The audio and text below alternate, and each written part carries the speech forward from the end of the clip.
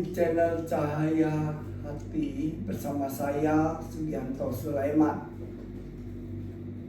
Belakangan ini kita dihebohkan dengan isu korupsi di bidang BBM. Bahkan kemudian ditangkap oleh pihak Kejaksaan Agung beberapa orang, 7 atau 9 orang kemudian dijadikan tersangka untuk korupsi BBM. Di masyarakat dihebohkan adanya pengoplosan BBM Pertamax dari Pertalite. Nah, sehingga stasiun-stasiun pom bensin milik Pertamina sepi, gak ada yang mau beli Pertamax. Nah, ini yang kemudian heboh di masyarakat. Lalu ketika Pak Presiden ditanyakan, Bapak Prabowo Subianto ditanyakan masalah ini, beliau menjawabnya dengan sangat singkat, yaitu akan dibereskan atau akan ditindaklanjuti. Tentu jawaban ini sangat tidak memadai terhadap kepentingan masyarakat. Masyarakat berharap pemerintah, dalam hal ini Presiden Prabowo, bisa mengambil tindakan yang lebih nyata dalam hal pemberantasan korupsi. Negara kita termasuk negara yang memang jumlah atau tingkat korupsinya itu sangat memprihatinkan. Makin besar negara itu peringkatnya, misalnya seperti Singapura 80-an, bahkan ada negara-negara Skandinavia 90-an, itu negara itu makin bersih. Makin kecil angkanya, maka makin korup negara itu. Kita zamannya Pak Jokowi terakhir itu mencapai angka 34. Tapi belakangan ini naik menjadi 39. Kita bersyukur akan kenaikan itu. Tetapi itu tidak cukup. Rata-rata seperti negara Vietnam, Malaysia, atau apalagi Singapura itu jauh di atas kita. Kita harus dapat menyusul mencapai angka yang minimal mungkin di atas 40 lah, 45 juga bagus itu. Persoalannya bagaimana kita dapat mencapai angka itu? Tentu ini memerlukan dukungan masyarakat.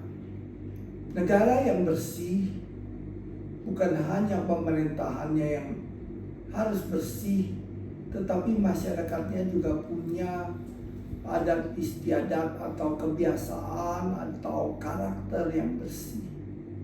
Saya teringat waktu itu ada seorang anak umur mungkin belum ada 5 tahun, masih sangat kecil.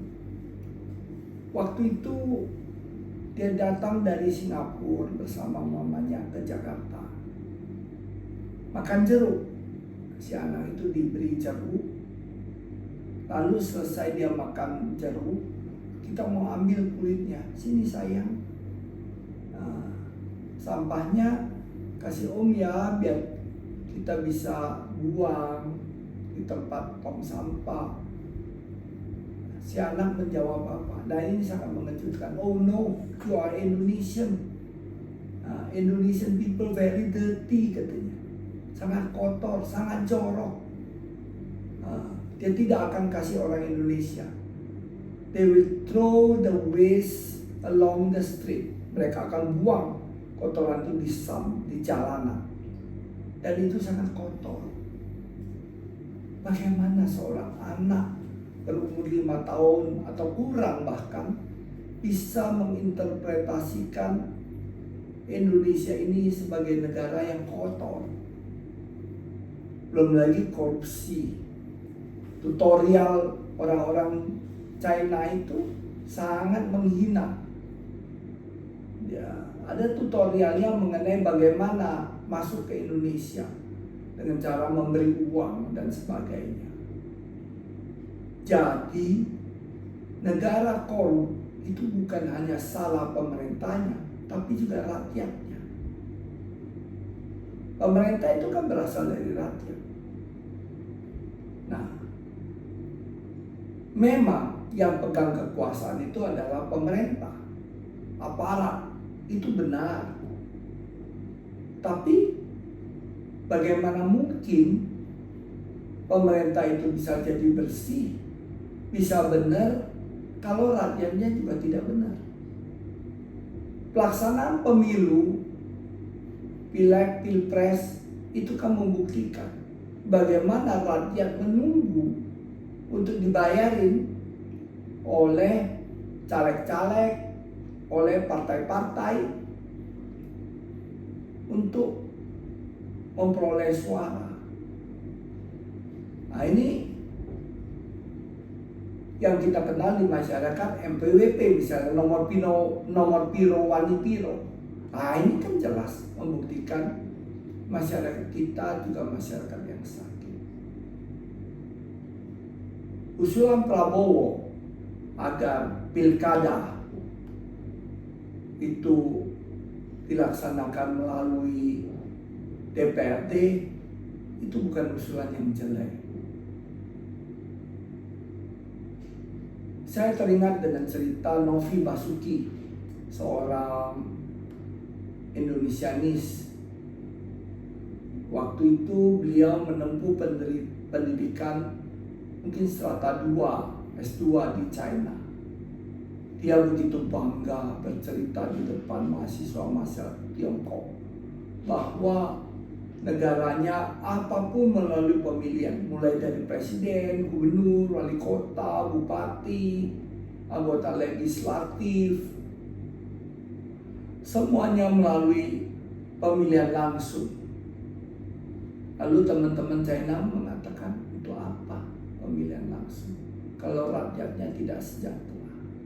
Nah, ini kita penting untuk memikirkan bagaimana hubungan antara pemilihan langsung dengan kesejahteraan. Demikian dari saya, Sugianto Sulaiman. Jika Anda suka dengan channel ini, silakan like, subscribe, dan komen. Terima kasih.